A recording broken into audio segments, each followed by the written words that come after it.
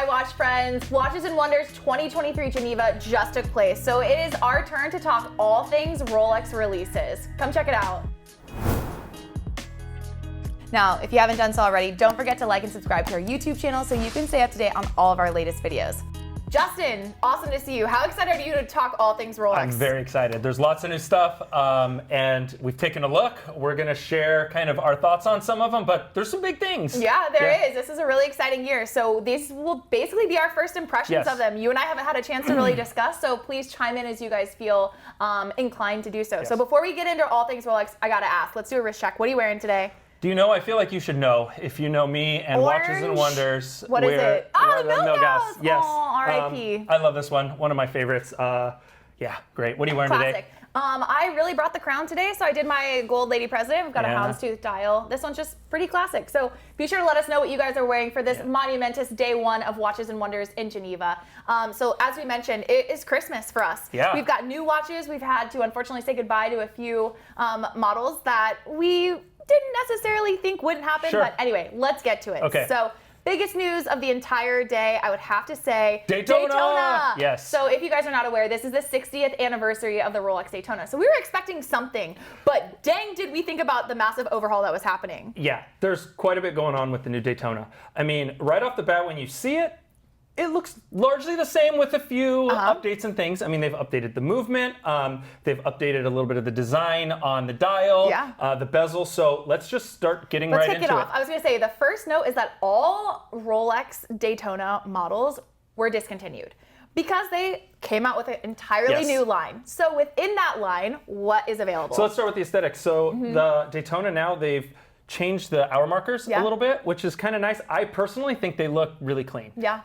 They're a little more sophisticated looking, a little more refined, albeit a little less sporty, but I think they look fantastic. I mean, this is a great watch to begin with, right? In my eyes, they could have not changed anything, and it's still my favorite. This is the watch that had knocked this one off my favorite that was a long runner. I was going to say, so for reference, we've got the 116500, so now discontinued. They have basically unveiled a very similar looking watch. Aesthetics. But some key minor differences. So now they have the Cerachrome bezel, but they are ringed around the edge of the bezel with the same material as the case. Yes. Which is kind of nice. It's subtle, but once you see it, it stands out. Yes, it's actually a heritage nod, right? It is. It reminds me a lot of the vintage Rolex, kind of the first Daytonas, like the 6263, black bezel insert, and they have the metal around the outside. So I personally think it's kind of clean. I like it. I don't know if I like it better or worse than the previous. Time will tell on these, but right? I do like it, and I like the previous one, so I think it's a welcomed addition in my eyes. I am a little bit concerned about the durability on it. I was going to say, so Cerachrome is supposed to be a lot more durable, so scratch resistant, but now you've got this kind of like metal finished edge that might find some more edges. Thin metal edge, and some of the softer ones, we get into the golds, and when you knock your watch on something, that corner, and we see a lot of the vintage come through as well, and a lot of those are kind of dented around it. So I imagine that could be a thing with this, but time will tell on that. But I think it's a nice addition. Also, display case back. Yes, baby. This is big. This is, I feel like it's also kind of divisive. So this is only offered on the Platinum Daytona version, which is kind of that unique special offering that I think they wanted to kind of distinguish between the other kind of, I don't want to call it lower end, but not as premium of an offering. This one, yes, the Platinum it's the headliner. It's the one, right? And they've given it the display back. Yeah, because rightfully so, they updated the movement. Yes. So now you've got the 4131 on full display. Right. And the movement's, it's a big deal, right? This is the first time they've updated the movement since they introduced the in-house movement and moved from the Zenith in 2000. Which was a big deal. It was a big deal. It was a big deal back then. And this one, I mean, it's been, we're talking over 20 years. So it's a big deal that, they're offering a new movement. And I think it's a good time to introduce the display case back to kind of show that. I was going to say, so you've been a big display case back fan across other brands. So now that Rolex has finally jumped on board, what do you think? I like it. Okay, I am a fan of the display back. I know this is divisive. A lot of people don't like it. A lot of people don't like it on Rolex because they might like it somewhere else, but they're like, Rolex doesn't do it. It's kind of their thing. I like it. I think Rolex is just extremely late to the game. and it's nice that I'm finally seeing it. So yeah, for me personally, I think it's welcomed. I love seeing the movement. You know, the movements are so beautiful, and they have so much time and work that goes into making them what they are, that I enjoy the fact that I can see it on a display back watch. So, okay, so it's a sport watch. Are you surprised that they chose the Daytona to kind of unveil this? I am surprised that. I mean, usually I would feel like that's a little more of a dress watch type thing, and I would expect to see it on all the dress watches first. But I mean, this is Rolex. We kind of never know what's going to happen or what to expect. So let us know what you think. I'm curious on that one. What do you guys think about the display back on the Daytona? I say Justin's a fan. I'm a fan, but I know not everyone is. I mean, just talking here today, there were people who said, I wish they didn't do the display back. I wish they kept it just solid metal. Yeah. That's a Rolex thing. So let us know what you think. Leave us a comment below. I'm curious on this one. Same. So Daytona, as a whole, I was pretty impressed. I like it. Yeah. I think it was necessary, and honestly, for an anniversary year, why not? Why not go big? And I feel like they really applied it to as many different, you know, ranges as possible between precious metals. You've still got an update to their one model on an Oyster Flex. Yes. One thing I wanted to note, actually, on the sub dials. So this one is gold on gold, Right. but they are a little bit smaller than the previous generation. So at that point, you could actually hold up a 116-500 in these newer renderings of this new Daytona offering, and you will see that subtle difference on that sub dial. Yes. Which I like a lot. I like too, and it's one of those that I didn't know I liked it until I saw it. Same with the markers. It's the weight difference. It's just a little bit lighter, which I think really adds that overall enjoyability from the design, the bezel, everything included. Comparing them side by side now, I feel like the previous 116-500 felt a little clunky compared to the new ones. With the markers, I felt like they're more refined. I didn't feel like that until I saw the new one. Yes. But now I prefer the new one. Yep. So I think it's a nice ad. Wonderful. All right, new offering for the Daytona. Big fan over here. Let's get to the Yacht-Master. Titanium Yacht-Master. We've been expecting this for a little while now, right? I mean, the prototype has been out there. It's Ben Ainsley, we've been seeing it. Yes, I mean, it's no secret that Rolex has made one in the past at least, so it was kind of the expectation for last year. I'm really excited that we got it this year. I love this watch. Rules. I think it looks amazing. I love the titanium. I mean, I'm a fan. What do you think? For me, potentially the headliner here. Yeah. It is the most usable. It is the most functional. I think it looks great in every aspect. I love that beveled edge. I think the application of that, you know, what we've noticed on their Yacht-Master version at this matte bezel, gosh, that looks so beautiful. It does. That's my favorite part about this watch. And we've had a similar watch in white gold. Yes. On the Oyster Flex, white gold has that matte black Serichrome bezel. And I think that was a gorgeous watch. It still is. I like this one better. This is the more rugged, tooly version of that. I love the fact that it's titanium. Oh, yeah. Titanium is so comfortable. I mean, if you've known me in the past, I came around on titanium. I was not a fan, and now I am. I think it wears great. I think it looks great. It's a little bit different than stainless, has a little bit different color, and just kind of mixes it up. I mean, we all got a lot of stainless watches, but you know, I don't know anyone that has a ton of titanium. Yeah, there's a place for titanium in anyone's collection. Exactly. So I think it looks great, and I really like the fact that it's on the Oyster bracelet now. Yes. To me, it just adds that kind of beefiness and adds that kind of ruggedness that I expect out of, you know, a titanium sport watch. Yep. And I think it just looks great. And that black Serichrome bezel is just gorgeous.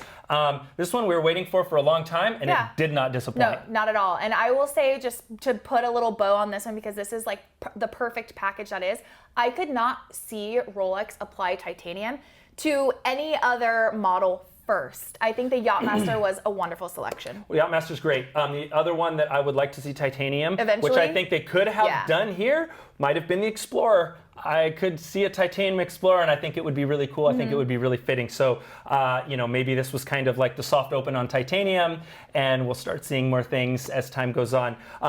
One note that some people had, it's still 42 millimeters, which I have heard complaints on size. I don't think that's for this watch specifically, but people that, you know, feel like 42 is a little large would have liked to see it in a smaller size. It's kind of a personal preference thing. For me, I like the 42.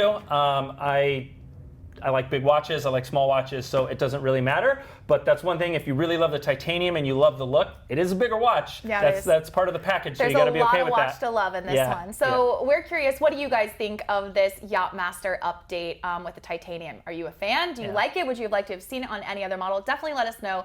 We're curious what you guys think on this one. Yeah. All right, so we've talked about the Daytona, we've got the Yacht-Master. Are you ready to talk the Day-Date updates? Yes. And maybe a fun Oyster Perpetual? Yes. All right, let's do it. So So the day dates. The 36 got a nice little update, especially from a precious metal standpoint. So we've got the gorgeous rose gold with that green aventurine dial. Love that one. Amazing to look at. You want to talk about a little oomph to the green Rolex feel? Perfect combo.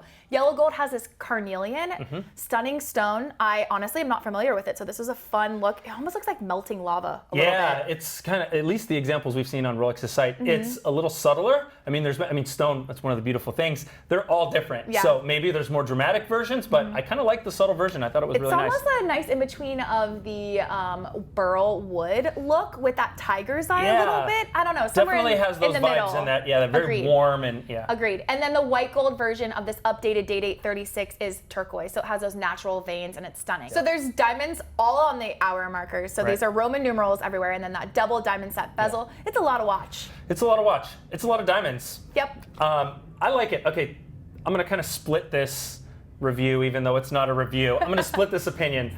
I like the watch. I love the colors. I think they look great. That aventurine, that one's my favorite. Awesome. That green, it's like, to me, Omega has the blue aventurine dial. Which I love so much. I love too. And that one, it's like that starry night feel. It's one of my favorites. This is similar but different. I like the green. I kind of still have that starry night feel, even though it's green. It's just that depth to me. And I love it. I think it's gorgeous. The other two are great as well. I gotta say, I'm not a huge fan of all the diamonds. It's overdone a little bit. I think, for me personally, it's a little too much diamond. I like the Roman numerals. I'm not a huge fan of diamond bezels in general. So it might be just more of a personal thing. But to me, I think you see the diamond bezel, and then there's the diamond markers, and then that's kind of, I feel like, where all the attention is, when really, for me, the headliner is those beautiful dials. Right. So I would have loved to see this watch with a fluted bezel. Ooh, and just precious metal Roman numeral markers. I would get on a wait list for that today. Yes, I think that is the perfect balance of classic and understated and showy with the dial. And anyway, so that would be my personal choice. But it is beautiful and it is a showstopper, man. People are, they're going to notice that watch. Oh yeah, they're exquisite, and I like those sort of like precious metal offering sort of unique dial options. Yeah. I think that this combination is perfect. I have no issues with any of them. I guess for me, it's just that like total package configuration that feels a little overdone. For me, I would really kind of in that same boat as you. I would have liked to have let those dials like live on their own. Be the star, Yeah, they deservedly, like, I guess I would like that spotlight on them. So who knows? Maybe this is Rolex's first offering with this sort of like stone and I guess diamonds together. Yeah. Maybe they'll offer a pared back version in the future. It could be coming back. I mean, I remember 10 years ago or so when the stone dials were kind of a thing of the past. They had been, you know, on some older models, some vintage watches, and they'd kind of fallen out of fashion. And Rolex didn't really do a whole lot of them. They weren't, you know, they weren't really like a premium on the secondary market or anything. And recently, they've kind of turned around, and people are appreciating them more, and people are really giving them attention. And I love that fact because I like the dials, I like the wood, I like the stone, I like the uniqueness of them, and it's refreshing to see Rolex kind of bringing them back into the spotlight and giving us some offerings. So I think if you are into the very sparkly, very diamond flashy, these are going to hit the nail on the head for you. They're perfect. I would love to see Rolex keep it going and, you know, maybe next year have some more offerings with some different configurations, maybe a little less diamonds. I think that would be really nice. But yeah, for now, I mean, I love the dials. I think they're great. I think it's a perfect, it's got 3. It's just enough. They're all great. It's not too many or too little. And the color combos that the metals they have chosen the stones with, I think are just on point. Yeah, they knew what they were doing. All right, so we're curious, what did you guys think of this updated Day-Date 36? Did you guys like any stone dials better than others? Or would you like to see some of the configurations mixed up? Be sure to let us know in the comments section. I have been waiting to discuss this next model for quite some time. The GMT-Master II. Yes. Oh, baby. Did they give the GMT-Master II a pleasant update? Yes. What did you think? I like to see it come back with the yellow gold. I think that was kind of missing, you know, it went away and just for a little while, I guess, not forever, but I like that they have brought it back. I felt like a lot of people missed it more than I did. Yeah. So I know there's a lot of happy people out there in that regard. I like the fact that they're very vintage feeling. I was gonna say heritagey. Yes, very, especially the all gold one. I love the all gold one. Much I think it looks really nice. not even a major gold fan. You know, I'll usually choose other things, but I think this one looks really, really nice. The talking point for me is the bezel. Yeah. So it's a split bezel, which I love split bezels. They're great. It's almost black and then a very light, like charcoal color almost on that bottom side of the bezel. Yeah, that's the question in my book is I don't know what I'm going to think about. I haven't really even decided yet because I like the split bezel. I kind of like the black and gray idea on paper. When I saw it, I was a little underwhelmed. Yep. To me, I think that it looked a little similar to the black. When I saw the image, it kind of looked like, you know how when the ceramic bezel gets the highlight on it and it looks a little lighter and washier. Yes. That's what I mistaken. I missed it That's at what I first. mistook the color I thought for. it was an artistic light display in their image rendering. And so when I first saw it, I thought it was all black. I really thought it was a nod to the 16758. I genuinely thought, wow, they've like really just updated a few things and reintroduced this. Right. Not the case. I had to take a second and actually look at that bottom split bezel, which in my opinion, I kind of feel like they're doing it just because they can. Like a split bezel is hard. Yes. Like this is actually not something easy to do. Right. So I feel like it's almost that flex of being like, look what we can do. Right. It begs the question, just because you can, does it mean you should? I don't know. I like it. I really have to see it in person. Because it's really hard to tell from renderings and photos online. I never really know what it's going to look like. It reminds me a lot when Rolex released the first ceramic Pepsi.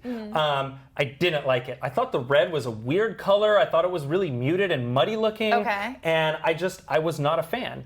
And they had changed it, you know, a year or so. I don't remember the exact time, but it ended up being a better red and it felt more saturated and more clean to me. So I'm kind of holding criticism on this one until I can at least see it in person, because a lot of times, you know, I'll see a photo or something or a video of something and have an opinion on it, and when you see it in real life, the watch just looks and feels different than you saw it online. Yeah, it's different to see it in person, not to mention when you wear it on your wrist. Everything changes when it's on your wrist, you know, and every watch is different on every person's wrist. It's not going to be the same, and that's the beauty of watches, because then you find which one works best for you. I will say one thing I did love from that heritage side of this update for the GMT was on both the all gold and the two-tone versions, previous versions, it was all gilt text. Yes. Now it's just that GMT-Master line is gilt, I appreciate which that. I think is kind of great. Yeah. It really gives that, if you know the vintage play here, you see it and pick up on it. And so I actually really liked that. I do. It makes it stand out. It's a little bit different. And yeah, I had noticed that right off the bat, and I really liked it. Another kind of feature that I really enjoyed was the Jubilee bracelet. Oh yeah. I like it on the Jubilee. I like the gold on the Jubilee. It gave me very vintage vibes with those, you know, old solid gold GMTs on the Jubilee bracelets that are all stretched out. Yep. I liked it. I thought it was really nice. Yeah, I think it's going to be great to see in person, not to mention to wear on your own and really feel it out. Not a lot of complaints on this one. No, I want to know what people think. I'm all about subtlety. I love subtle features. I think it's nice if they grow on you and then kind of once you see it, you know it. I'm not sure if that's the case on this bezel. It very well may be once I see it. Like I said, I'm reserving my opinion until we actually get it in the store. But I do want to know what you guys think. What about that bezel? Is it too subtle? Is it nice and new and something creative and different? I don't know. Leave us a comment below. Help me out on this one. All right, so GMT is done. Are you ready to talk Explorer? Let's talk Explorer. The Explorer saw a little update, and I say little. Bigger, size-wise? Yeah, feature-wise, little, size-wise, larger? 1 millimeter, baby. Yeah. This one, to me, is less of news for me personally, less exciting, I guess. They had the 36, which I like the 36. I'm one that likes larger watches, but you know, I had commented to a colleague this morning that I think I might prefer this one in 36, which is really, you know, it's really different for me. Okay. But they had the 39, discontinued it, got the 40. To me, it doesn't seem like I didn't think they needed to really get rid of the 39. Yeah. Adding the 40 is pretty much like bringing the 39 back with a little bit more. So it's nice that they're both available. Yeah. It just doesn't seem like you know, a really exciting piece of news to me. No, not exactly exciting. I think 1 millimeter, albeit, you know, small sounding, it is a little bit different to wear on your wrist at that point. And, you know, I'm sure some people out there are excited about this update, and rightfully so. You know, props. I think that they've done a little bit of the updates with the 369 and adding lume, which is always nice, gives you a little bit brighter of a thing when you're out at night. But at a point, that's about it. There's not a whole lot of differential. I am grateful that we're not all shooketh with a two-tone 40mm Explorer. Yes. That's okay. Right. I this agree. did not happen for the record, I'm just saying. So yeah. Although I would have liked to see the 40 in titanium, how I mentioned earlier, that would have been something really nice. But maybe next year. Yeah, we'll see. Here's hoping. But I like it. I mean, the Explorer's a great watch. I love it. Nothing super different, and that's okay. I'm not looking for something crazy different on the Explorer. I think it's a classic. I love the way it looks. I love the way it wears. Yeah. The fact that it's not a lot changed, I really, like I said, I kind of prefer the 36 on this one, but I mean, that's like by a hair. I think the 41 is great as well. So the fact that it didn't get this giant change and overhaul is 100% okay in my book. I think it's a fantastic watch. All right, done and done. All right. So we talked about not exactly the biggest overhaul to the Explorer, but you want to talk about overhaul. Let's get to the debut of the 1908. Yes. This Rolex Perpetual line. Well, first, can we have a moment of silence for the Cellini? Please, everybody, let's take a moment. Yeah. R.I.P. to my best friend, Cellini. I will miss you. I will not forget you. And I think maybe one day you will come back. But until then, we'll have to just cherish the 1908. Yeah, I mean, at least you're not left completely empty-handed, right? The 1908, kind of, the Cellini steps out, the 1908 just Clearly kind of slid right in there. Yeah. And I know that not everyone shares your same sentiment for the Cellini. The Cellini kind of doesn't get a lot of love. And I used to be in that boat. I used to not like the Cellini so much. It's kind of a shame because it's the most recent versions of the Cellini that are my favorite, like the one we have here. Moon phase. Oh, this is so good. But that's neither here nor there. The Cellini now is officially discontinued. The Cellini is dead. And we have the 1908. Yep. Which is great. Dress watch. I mean, Dress first thing watch? I thought when I saw this was Emily is going to be both very sad that there was no Cellini and also very happy about this 1908. Yes, I wore all black today to commemorate my friend the Cellini. But honestly, the 1908, when you give me a display case back, I am going to be a little happy. Yeah. Yeah. I also think the proportions of that watch are just gorgeous. It's nice. It's everything you'd want in a dress watch, truly. Right. So we've got an updated movement now available in white gold and yellow gold. Obviously, I do like the yellow gold configuration. Yeah. You have black and white dial options. Gorgeous watch. It's great. It's different from the Cellini, which I like. I mean, it's not just changing the name, so it is a different watch. I mean, the 1908, it was named after the year Rolex was trademarked, registered for the trademark in Switzerland. So I kind of like that. The watch was also inspired by an Oyster Perpetual from like 1931, and I really like the kind of nod to the heritage. I mean, we talked about this in a very recent episode about how watch brands are starting to do more of these heritage nods, starting to bring back some of these features and aesthetics of, the vintage watches. Tudor does a lot of it. We see Omega doing a lot of it. And everyone's kind of doing a lot of it. And, we had speculated on, is Rolex going to kind of get on this or not? And it's difficult because you can do it poorly by just copying the watch exactly and re-releasing it. I think that's not usually the preferred. It's when it's subtle, it's a nice mix of old style and new, and I think they did a great job on this one. Yeah, I do. You guys will have to look up the 1908 and let us know what you think. I would say one of my favorite features are actually that circular, hour hand? So yeah, this one has the observatory hour hand. Is that what they call it? Okay. Yeah.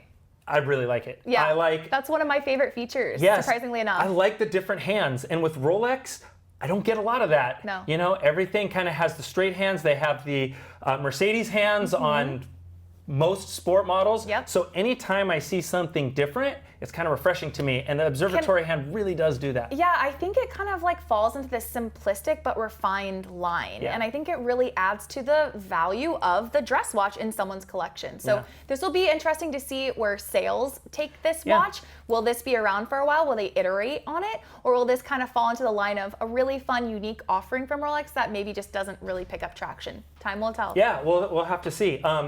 I am going to say I was a little disappointed that we do not have the moon phase.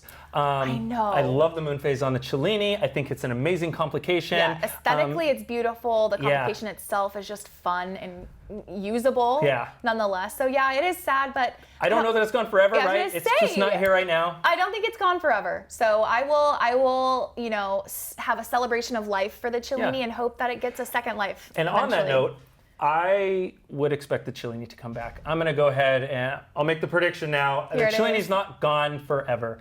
And it will come back someday, I believe. You might have to wait, I don't know how long, but one day it will be back. All right, so then let me ask you this. If we're talking discontinues, we can take a pause for the Rolex Milgauss. I think we all were anticipating that something new would come, maybe not that it would fully go. So here's our moment, RIP to the Milgauss. You were lovely. That lightning bolt secondhand will live on in infamy. Who knows if we'll see it come back in another heritage play in the future, but what did you think of the Milgauss officially retiring? I'm disappointed. I love the Milgauss. This watch was my favorite Rolex for a long time. Only the 116500 Daytona has dethroned it because I love chronographs, and that one is so amazing. But still, I mean, this is a close second. The Milgauss is such an amazing watch, and it's gone. We're sad. I'm sad. But it's very similar to the Cellini. I don't think it's gone forever. The Milgauss. There's so much history with the Milgauss. It's hard to think that they couldn't resurrect it in some way. Yes. Did it need an update? Yes. Yes. This may be just Rolex's way of doing that. I remember when Chevrolet discontinued the Camaro, which was heartbreaking. This iconic muscle car of the 60s had been discontinued just to be brought back a couple years later. So I could see something very similar happening with the Milgauss. Rolex gets rid of it. You know, we talk about the performance of it.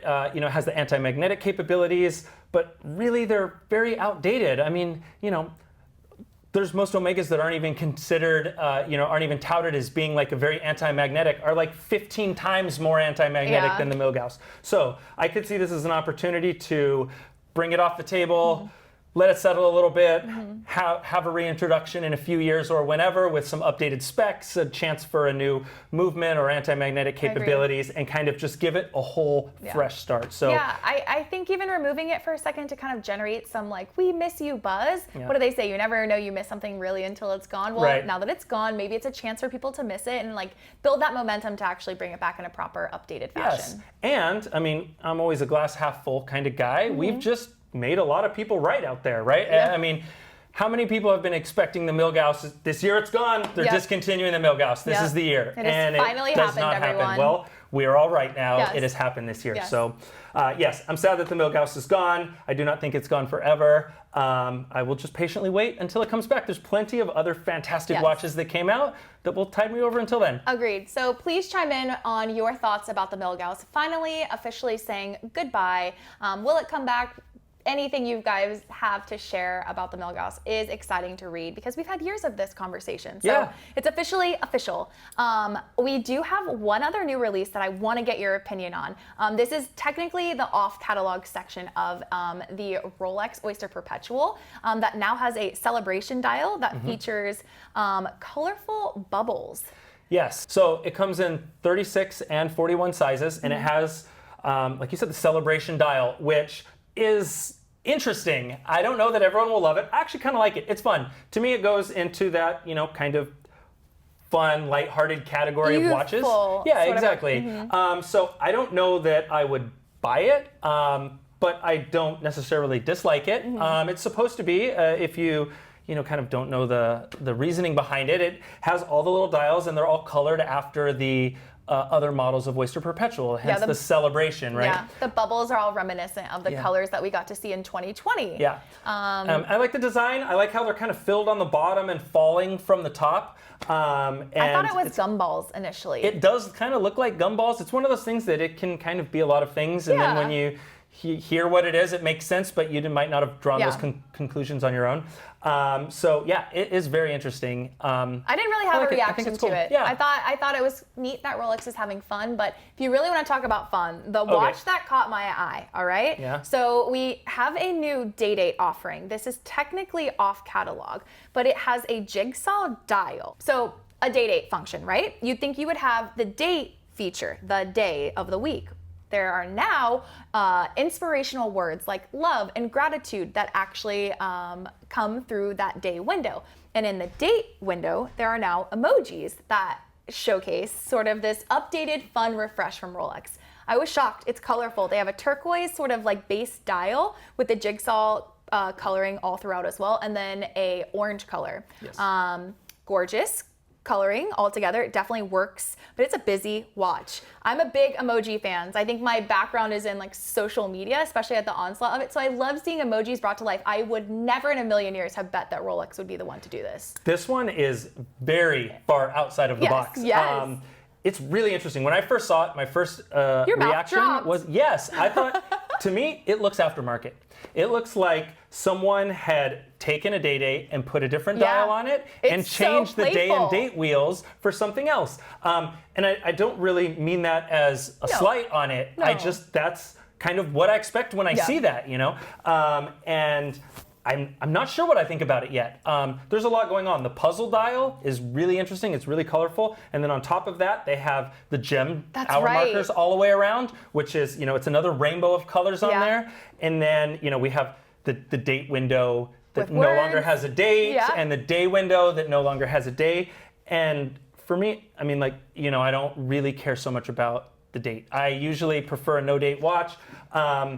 I don't really personally feel like I need that function. I don't reference the date on my watch often. So in terms of functionality, I think it's kind of fun to have that there. It's a little bit different. But also it's kind of for what, you know? Like, I don't know that I really need an emoji there either. So I'm really split on this one. I feel like there's people who love it. I feel like there's people who think, you know, that it's a poor choice. I mean, it's very non-traditional on kind of a classic watch. So this one is really, it begs some questions out there. I want to know what you guys think about this one.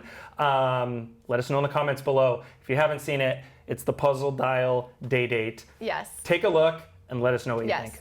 All right, so this is the point of our watch shop conversation where we're gonna give our final, you know, feedback and then say goodbye. So I have to ask you, of all of day one's Rolex news, since this is what we're focusing on, what was your favorite moment? Yacht-Master. Okay. Yeah, I'm gonna go with the Yacht-Master. Been waiting for it, so I feel like my patience has been rewarded. And also not disappointed. I think it's a gorgeous watch. It's kind of everything I wanted. I don't know what I would change about it. I was just very happy to see it show up this morning. So yeah, that is hands down my choice. That's awesome. I have notoriously been a Jubilee fan, so I think the GMT makes me the most happy, especially in the all gold configuration. I would have liked to see the bezel, a full black bezel, but I just love black and gold together so much. It's an amazing watch. I will admit that what got me the most excited was the emoji Day-Date. For me, I just liked the fun that this brought. Very fun. I think it, for me, was supposed to be the impact that the colorful OP dials brought back in 2020. They didn't make me as happy then, and so we've gone to the opposite end of the spectrum. Quite busy, not as like simplistic, but I think the ideas presented in that watch are really cool. And if this is any inkling as to where Rolex is going in the future, I'm actually pretty pumped to see what they've got. So that would probably be, you know, my most fun. If I can kick off maybe what was the most underwhelming for me, I was really sad to see the Moonface Cellini officially go. I think it was pretty hard to officially know it's done for the time being. So that was mine. What about yours? Probably the Explorer. I like the Explorer. It's great. Not a lot changed. You know, we're comparing a 39 millimeter with the 40 essentially. So we're back to the Polar Explorer too, aren't we? I mean, again, nothing bad or wrong with it. Just nothing groundbreaking. And I'm okay with that. That's okay. So this begs us to ask, what did you guys think? What was your favorite news of Rolex releases or discontinues in day one? And then, most notably, what was the most underwhelming for you? We like to know where you guys are at on this, just as much as sharing our own opinions. So be sure to weigh in the comments section. Also, be sure to check out Bob's Watches social channels. We are all across Instagram, Facebook, Twitter, and TikTok, weighing in on all of the news from Watches and Wonders 2023. So be sure to head over to bobswatches.com. We've got some articles coming out, not just about Rolex, but we'll be back on YouTube tomorrow. I was going to say, can I tease the rest of the brands? Because I wanted to talk about a lot of other amazing watches out there. We kind of had to rein ourselves in. This one is strictly Rolex, but oh man, there's some stuff. Like, I want to talk about Tudor. I really want to talk about Oris. Oh, Kermit. We will be talking about it. Tomorrow? Yep. All right. So I'm sure you guys are wondering, where are the watches? Well, look, we don't have them available to us yet, but we wanted to join the conversation in real time. So thank you guys for sticking with us and having a really fun conversation about all things Rolex. We are carrying on the Watches and Wonders conversation all week, so be sure to check out the channel for even more. All right, everybody, we'll be back with even more content very soon. Be well.